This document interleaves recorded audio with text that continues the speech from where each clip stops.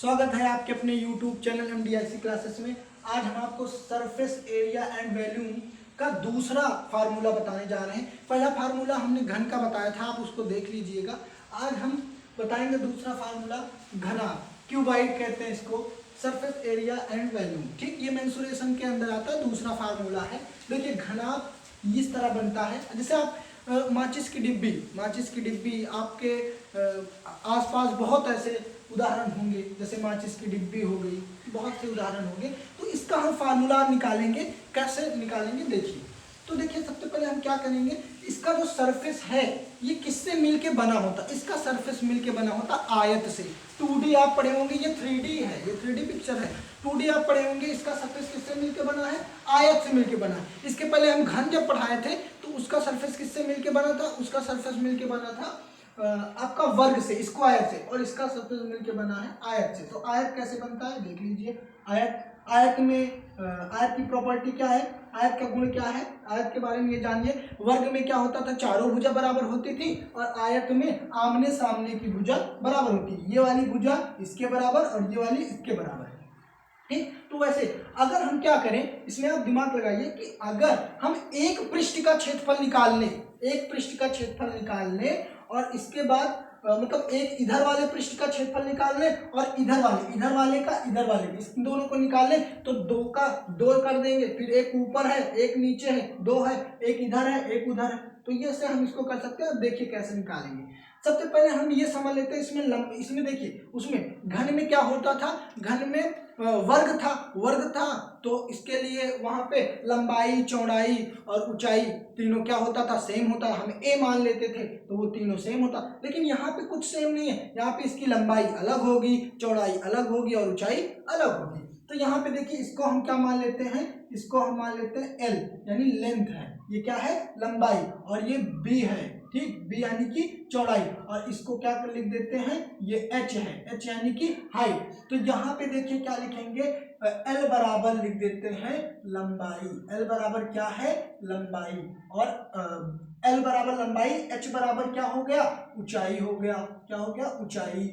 और यहाँ पे आगे क्या है? बी। तो बी बराबर हमें मिला क्या? चौड़ाई। बी बराबर क्या है? चौड़ाई। हिंदी में लिख दे रहे हैं कि आपको प्रॉब्लम ना हो, ठीक, हिंदी और इंग्लिश दोनों में लिख दे रहे हैं इसलिए प्रॉब्लम ना हो। तो अब देखिए इसको निकालेंगे कैसे? पहले हम निकालेंगे क्या? पहले हम निकालेंगे घनाभ का पृष्ठीय क्षेत्रफल। घनाभ का पृष्ठीय क्षेत्रफल,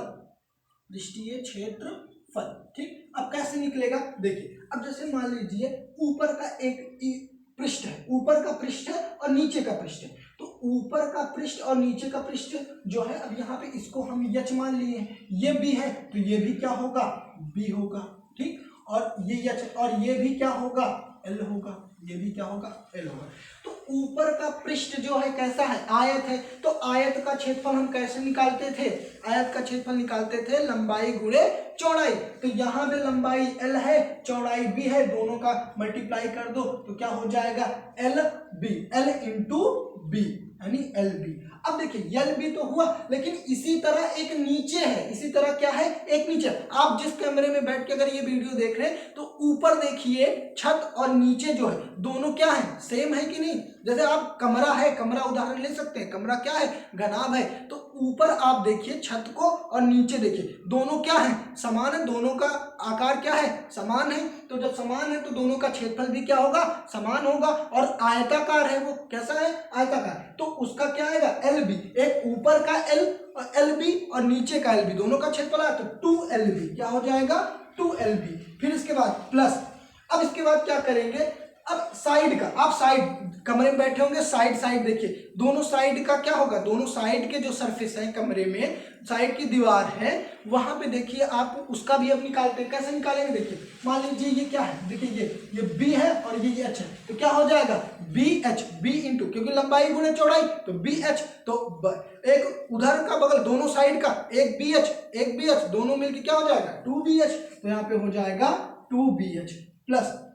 अब इसके बाद देखते हैं, अब दूसरे किनारे का साइड देखिए। अब दूसरे किनारे का जब साइड देंगे, मतलब इधर का और उधर का, तो यहाँ पे L है और ये H है, गुणा करेंगे LH तो हो जाएगा 2LH। अब यहाँ से 2 क्या हो जाएगा, कॉमन ले लो, जब 2 कॉमन ले लोगे तो मिलेगा LB plus BH plus LH। अब इसको हम क्या लिख देते हैं इस पे, तो ये हो जाएगा 2LB plus BH plus LH, पहला सूत्र आ गया। अब लिखते हैं घनाभ का आयतन। घनाभ का आयतन, देखिए आयतन होता क्या, वॉल्यूम होता क्या, वॉल्यूम क्या होता है। अब जैसे मान लीजिए कोई कमरा है, ठीक, कमरे में कितनी हवा है उसका वॉल्यूम पूछ लिया तो आप आयतन का सूत्र लगाओगे। या कोई ऐसा बर्तन है जो घनाभ के आकार का है, उसमें कितना अगर पानी भरा है, कुछ भी है भरा है, तो उसको कैसे निकालेंगे हम, तो उसके लिए सिंपल है, लंबाई गुणे में क्या कर दो, चौड़ाई, और गुणे में ऊंचाई h, यानी LBH।